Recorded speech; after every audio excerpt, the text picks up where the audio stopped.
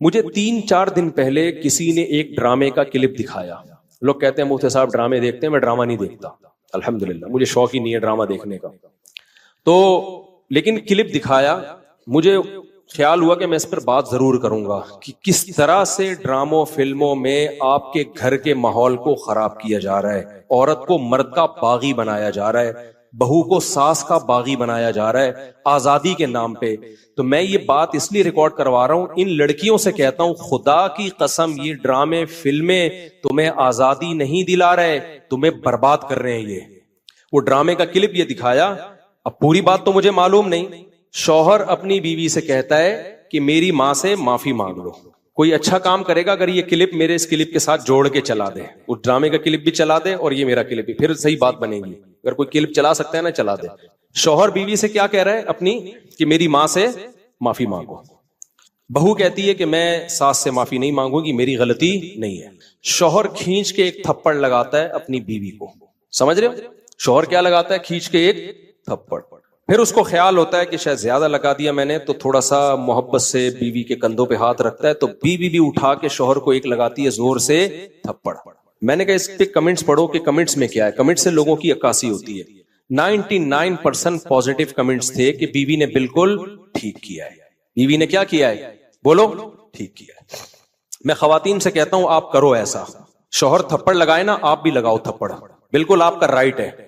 उसके बाद ला इलाहा इल्लल्लाह मुहम्मदुर रसूलुल्लाह, मैं हल्फिया बोलता हूं, शौहर से मोहब्बत की उम्मीद मत रखो। वो तुम्हें सेक्स का एक आला समझ के यूज करेगा। खुदा की कसम, एक इंस्ट्रूमेंट जो बाजारों से मिलते हैं ना, इसके अलावा तुम्हारा अपने शौहर से 2 टके का रिश्ता नहीं होगा। यहां हो सकता है अगला ड्रामा ये लोग इस पे बना लें या बना भी लिया हो कि ना हो, हमें शौहर की जरूरत नहीं है।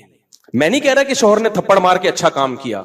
ड्रामा अगर खानदान को जोड़ना सिखाता ना, तो कैसे बनाता ड्रामा वो मैं अभी बताऊंगा आपको। मुझसे पूछ के बनाता ना, तो मैं बताता इस तरह से बनाओ ड्रामा, उस तरह से मुआशरे की इस्लाह होगी।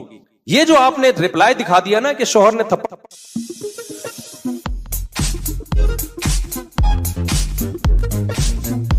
हम अक्सर हीरोज मूवीज में देखते हैं, लेकिन असली हीरोज तो वो हैं जो हमारे ख्वाबों को पूरा करते हैं। हमारा और उठा के बीवी ने भी थप्पड़। तो जिन्होंने मुझे कहा ना, मैंने कहा उनके ये बोलो कि लंदन में बाप भी बच्चों पे हाथ नहीं उठा सकता। समझ रहे हो ना? मां भी बच्चों पे हाथ नहीं उठा सकती। लंदन की मिसालें देनी है तो फिर पूरी मिसालें दिया करो। लंदन में ये नहीं हो सकता कि शौहर बीवी का खर्चा उठाए। लंदन में शौहर बीवी का खर्चा नहीं उठाता। लंदन में शौहर बीवियों से बच्चे पैदा नहीं करते। लंदन में मर्द बीवी से शादी करता है 55 साल की उम्र में। 25 साल के लौंडे उन अंग्रेज औरतों को नहीं मिलते। लंदन में एक आदमी 100 औरतों से मुंह काला करके जब थक के बुढ़ा हो जाता है ना, फिर बीवी से शादी करता है जाके। जब लंदन को उसके पास गया, आई लव यू कहा और कहा कि मैं आपसे शादी करना चाहती हूँ। हथनी को आया गुस्सा। उसने बोला शेर आता है भाई, रीछ आता तो चलो, उनकी पर्सनैलिटी भी मुझसे मैच नहीं करती है। शेर की पसंद, हाथी से तो बहरहाल बहुत कम है ना, लेकिन चलो यार कुछ तो क्वालिटी है ना उसके पास। तो चूहे से कहने लगी, कमबख्त बेशरम, तू अपना कद देख, अपना रंग देख, और है भी हरकतें देख। चूहा नहीं होता, चूहा, हरकतें देख तू, अब तेरी हिम्मत कैसे हुई? चूहे ने कहा इन सबको छोड़, कॉन्फिडेंस देख, कॉन्फिडेंस। ऐसा कॉन्फिडेंस किसी में मिलेगा? लड़कियां कॉन्फिडेंस पे भी मरती हैं ना। बाज दफा मर्द का कॉन्फिडेंस ऐसा होता है, लड़की ना शक्ल देखती है ना पैसा, कहती है भाई कॉन्फिडेंट है हर चीज में, मर्द है। तो चूहे ने इस चीज को कैश कराया, कह रहे छोड़ यार इसको, कॉन्फिडेंस दे, कॉन्फिडेंस। तो मुझे वो मैंने उसको बेचारे को, मैं ये नहीं कह रहा, लेकिन मुझे वो लतीफा याद आया। मैंने कहा मैं यही कह सकता हूं उस अदाकारा से, हसीना से, कि आप इसकी सूरत पे मत जाएं, इसकी जेब पे मत जाएं। इसमें क्या है? कॉन्फिडेंस। जो बड़े बड़े लोग हिम्मत नहीं कर सके, तो अगर ये कॉन्फिडेंस, तो फिर मैंने कहा मैं ये नहीं कहता, ये खुद ही कह देना मेरा कॉन्फिडेंस है, मैं क्यों कहूं ये। तो कहां से कहां बात चलेगी, मैं बात क्या कर रहा था? ये परिचय तो था। हाँ, तो वो उसमें मैं अर्ज कर रहा था कि तो हर औरत भी चाहती है ना अपने स्टैंडर्ड के बंदे से निकाह करे।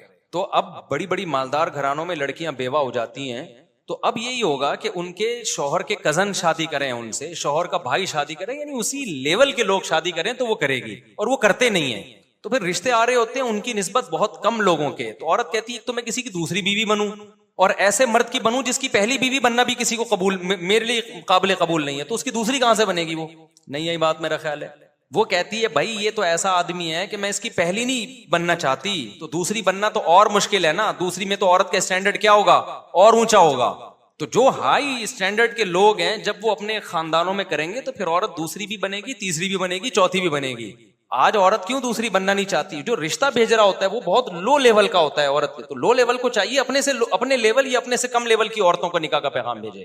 खोपड़ी शरीफ में आ रही है बात, तो उससे सोसाइटी के मसाइल हल होंगे। फिर अगर कोई बंदा मर जाता है और उसकी चारों बीवियां बेवा भी हो जाती हैं बिलफर्ज, तो उनके शादियां उससे उसी लेवल के लोगों में हो जाएंगी। जैसे हजरत तलहा रजी अल्लाह अन्हु थे, जब उनकी शहादत हुई तो उनकी ज़ौजा ने कहा कि मुझे कहाँ निकाह मिलेगा पैगाम, तो आपने फरमाया मैं तुम्हें उनसे अच्छा बताता हूं। तो फिर नबी ने खुद निकाह किया।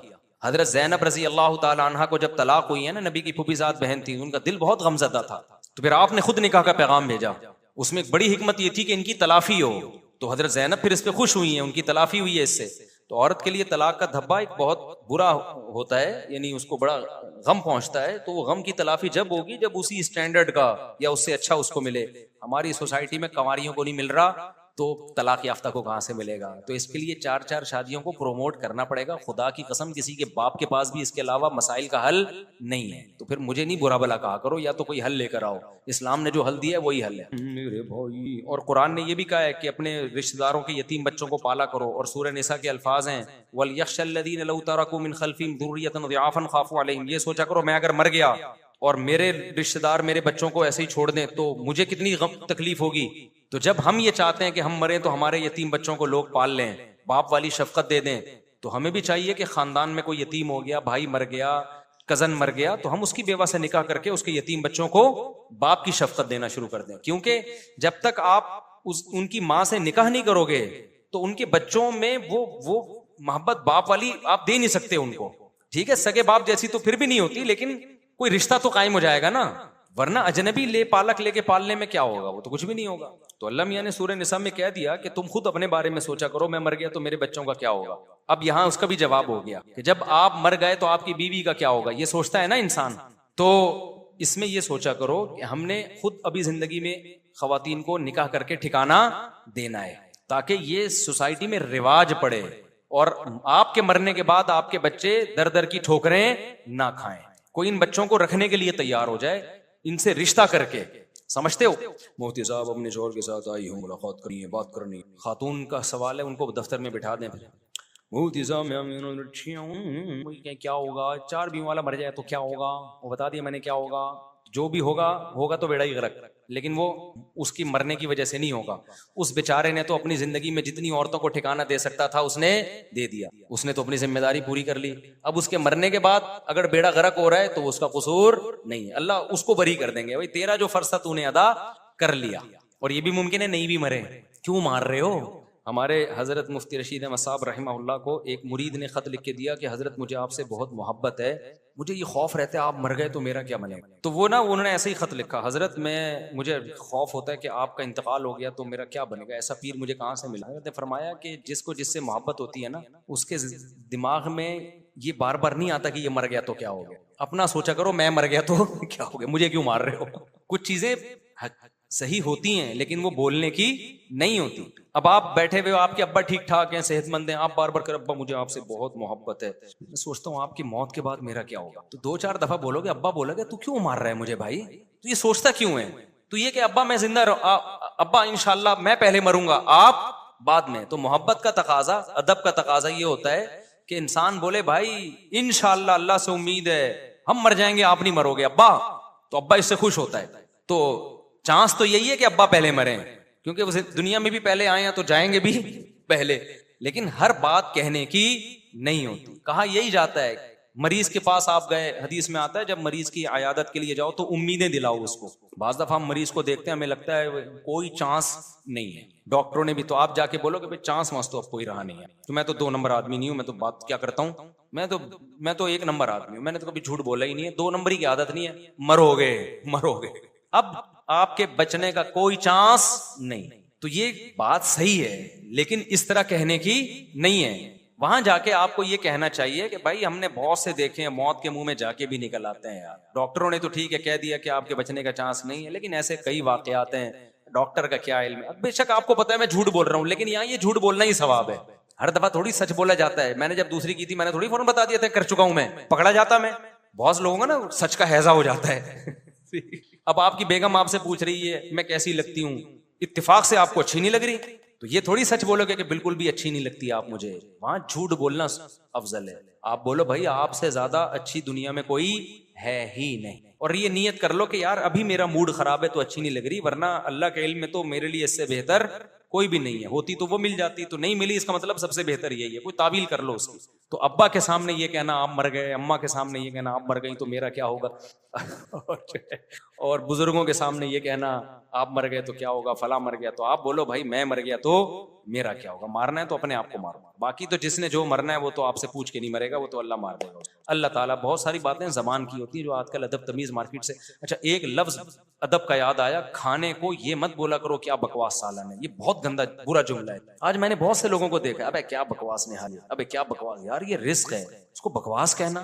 आप ये बोल दो भाई मजेदार, ज्यादा मजेदार नहीं है, जैसी हम समझ के आए थे ऐसी नहीं है। हदीस में तो आता है नबी ने कभी खाने में ऐब निकाला ही नहीं है। लेकिन अगर इतना हौसला नहीं है, बाज़ दफा बताना पड़ता है ताकि आइंदा के लिए वो इस्लाह कर ले। लेकिन ये मत बोलो यार ये बकवास बर्गर है, बकवास खाना है, ये बहुत बुरा लफ्ज है, बहुत बदतमीजी है। ये रिस्क की बहुत ज्यादा, अल्लाह रिस्क छीन सकता है। ये बोल दिया करो माशाल्लाह अच्छा है, लेकिन यार मैं समझ रहा था इससे भी अच्छा होगा, या नमक थोड़ा कम है, मसाले थोड़े तेज हैं, लग रहा है थोड़ा सा लोकल मसाले डाले हुए हैं, तो भाई आइंदा ख्याल करो उधर अच्छे। मैं तो जब होटल में कहीं खाना खाता हूँ ना, अच्छा खाना ना हो तो मैं उसको इस तरह से बताता हूँ कि यार आपका जो मीट है ना, गोश्त है, वो जरा ताज़ा नहीं है, ख्याल किया करें थोड़ा अच्छा गोश्त। अभी मैं जब लॉन्ग रूट पे जाता हूँ ना, तो हमारी आदत है एक होटल में खाना खाने की। जब हम कराची से पेशावर या इस्लामाबाद जा रहे होते हैं, 3-4 तजर्बे हुए उस होटल के। जब भी दाल मंगवा के खाई एक पत्थर निकले हैं उसमें से, बड़ा होटल है। तो मैंने फिर होटल वाले को बुलाया, मैंने कहा यार आपका बिजनेस खराब हो रहा है इससे। मैंने कहा मैं जब भी यहाँ आया हूँ 3रा तजर्बा हो रहा है कि उसमें से चट्टानें निकल रही हैं, K2 और माउंट एवरेस्ट के पहाड़ निकल रहे हैं इसमें से, एक आध कभी कभार हो जाता है। तो मैंने कहा मेरा मकसद आपका मजा, इस तरह से तमीज से समझाया। मैंने कहा आप ही का बिजनेस इससे खराब हो रहा है, दोबारा भी हुआ तो मैंने कहा हम खाना छोड़ देंगे, और मैं अकेला थोड़ी, बहुत से लोग छोड़ देंगे। अच्छा डायरेक्ट मैंने मैनेजमेंट को भी नहीं बताया, पहले उन लोगों को बताया जो मातहत होते हैं, ताकि मैनेजर तक बात पहुंचने से पहले इंसान के बच्चे बन जाएं। क्योंकि हमारा मकसद मुलाजिमीन को नुकसान पहुंचाना, तो मैनेजर तो एकदम खोपड़ी घूमती है उसकी, वो मोहलत थोड़ी देता है आजकल, फौरन जॉब से निकालते हैं ये लोग। कोई नहीं गरीब के आंसू, और वैसे महंगाई करते रहेंगे, हुकूमत खा रही है, तो आप भी तो कौन सा अपने मातहतों पे इस गुर्बत में एहसान कर रहे हो। ऐसे ऐसे लोग, अभी मैं लाहौर गया था, एयरपोर्ट पे एक बंदा मिला मुझे, उसने अपने हालात बताए। कहा मैं एयरपोर्ट पे जॉब करता हूँ मुफ्ती साहब, गैस बिजली के बिल अदा करना नामुमकिन हो गया है, बच्चों को स्कूलों से निकाल लिया, खाने को तरस के, इस तनख्वाह में गुजारा नहीं होता। हम जब एडमिन से कहते हैं तनख्वाह बढ़ाओ, वो बढ़ा सकता है, उसकी अच्छी खासी अर्निंग है, 1 रुपया में इजाफा नहीं करता वो, ये परसों की बात है। मैंने कहा आपकी तनख्वाह में इजाफा नहीं करेगा, लेकिन वैसे तकरीरें दबा के कर रहा होगा, महंगाई ने कमर तोड़ दी है, गवर्नमेंट हमें ख्याल नहीं कर रही। तो गवर्नमेंट, अल्लाह ऐसी गवर्नमेंट ऐसे लोगों पे मुसल्लत करते हैं। तुम अपने मातहतों का ख्याल नहीं करते, तो हुकूमत अपने मातहतों का ख्याल, हुकूमत के पास खाने के बड़े जराए हैं, वो ज्यादा खाते हैं। तुम्हारे यार इसकी बढ़ा दो 4-5 हजार, देखो क्या हालत होगी, तुम्हारा क्या जाएगा इससे। नहीं, कहते हैं साफ कह देते हैं कि भाई जाना है छोड़ के चले जाओ। कह रहे हैं मजबूर हैं, हम कहाँ जाएंगे छोड़ के। तो मजबूरी से नाजायज फायदा उठाते हैं आज भी लोग। तो जिसका ना मेरे भाई हमारे मुल्क में जो बस चल रहा है ना, हमारे हजरत फरमाया करते थे फिरौन तो बदनाम हो गया। अगर हमारे पास फिरौन जितने वसाइल हो ना, तो हम फिरौन से 2 हाथ आगे हो। हमारे पास वसाइल नहीं, हम छोटे छोटे फिरौनियां बनी हुई हैं, छोटी छोटी, ठीक है ना, छोटी छोटी फिरौनियां हैं, साशे हैं फिरौनों के जो हम घूम रहे हैं। वसाइल नहीं है, तो वसाइल होते तो हम बड़े फिरौन होते, तो रिकॉर्ड तोड़ते फिरौन का।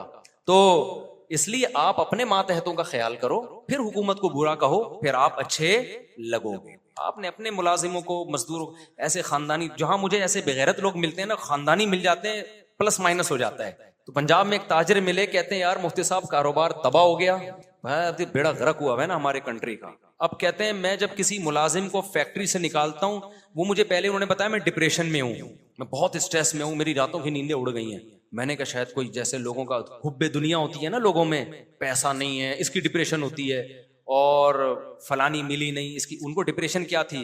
कहते हैं मुफ्ती साहब जब मैं किसी मजदूर को फैक्ट्री से जॉबलेस करता हूँ ना, मेरे दिल पे आरे चलते हैं, क्योंकि मैंने अपनी गुर्बत का जमाना देखा है। दिहाड़ी पर जब मैं था, रोजाना दिहाड़ी पे पैसा कमाता था, और मेरे घर में रोटी के पैसे नहीं होते थे, तो वो गुर्बत मैंने देखी है। अब अल्लाह ने पैसा दिया, तो अब मेरे पास मैं किस किस को दूं तनख्वाह, यानी तो सारा ही लॉस में जा रहा है ना। अब मजबूरन मुझे मजदूर निकालना पड़ता है, उसको कहना पड़ता है भाई काम नहीं है, मैं कहां से तनख्वाह दूं? कह रहे मेरे दिल पे आरे चलते हैं, मेरी रातों की नींदें उड़ती हैं।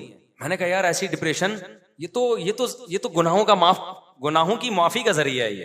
तो जहां हमें बड़े बड़े बेगैरत किस्म के लोग मिलते हैं ना, तो दो चार ऐसे खानदानी मिलते हैं, तो थोड़ी सी हमारी डिप्रेशन खत्म होती है। तो यार अल्लाह का शुक्र है ऐसे। उसको कह रहे मेरे लिए सबसे मुश्किल काम ये है कि मैं उस मजदूर को निकालूं कैसे। मैं सोचता हूं यार जब मैं मजदूर था तो मेरी क्या हालत होती थी, करे लेकिन है नहीं मेरे पास, तो क्या हालात हो गए यार। जिन लोगों ने ये हालात किए हैं उनके लिए क्या आदमी, उनकी क्या बद्दुआएं दे, क्या उनकी हिदायत की दुआ करे, क्या करे। और बाज दफा जो इन हालात का जरिया बना होता है ना, हमें पता नहीं होता, हम उसको हटा, हमारे पास सोर्स ऑफ नॉलेज जो है ना बहुत महदूद है। बाज दफा जो हालात का जिम्मेदार होता है उसको बुरा नहीं कह रहे होते, बल्कि जो हालात को ठीक करने का में लगा होता है उसको बुरा कह रहे होते हैं। इसलिए जब किसी को बुरा कहो ना, तो जब तक पूरी मुकम्मल 2 और 2 4 की तरह नॉलेज ना हो आपके पास, ना किसी के खिलाफ बद्दुआ करो, ना किसी को बुरा कहो। बाज दफा होता जिम्मेदार कोई और है, डालते हम बल्ली किसी और पे हैं, तो ये बहुत होता है, नॉलेज नहीं होती हमारे पास। बहरहाल जो भी है, तो अल्लाह उसको तौबा की तौफीक दे, हम तो यही कह सकते हैं। तो जिन गरीबों के हालात बुरे चल रहे हैं ना, जो दिहाड़ी पर हैं, वो बहुत ही कसम पुरसी की हालत में, तो लेकिन ऐसे खानदानी लोग मिलते हैं हमें, जो फिर खुशी होती है। फिर वो कहते हैं हम तो ताउन जितना हो सकता है करते हैं, लेकिन एक हद होती है ना इंसान के ताउन की। तो ऐसे खानदानी लोग भी मिलते हैं हमें। ज्यादातर की हालत जरा खराब ही चल रही है। वो हुकूमत को तो बुरा भला कहते हैं, लेकिन अपने मातहतों के लिए भी तो बहुत कुछ कर सकते हैं, वो नहीं कर रहे होते। तो अल्लाह कहता है ठीक है, तुम जब इनके लिए नहीं करते तो हम तुम पर भी ऐसे। अमालुकुम उम्मालुकुम, ये हदीस नहीं है, किसी बुजुर्ग का कौल है, लेकिन है बिल्कुल ठीक। जैसे अमाल होंगे ना, वैसे ही तुम्हारे हुक्मरान हो। तो ऐसा ही चल रहा है, हम लोग भी ठीक नहीं है, तो हमारे ऊपर जो मुसल्लत हुए हैं वो भी ठीक नहीं। हम इंसान का बच्चा बनने के लिए तैयार नहीं। अल्लाह ताला समझने की, अमल की तौफीक अता फरमाए।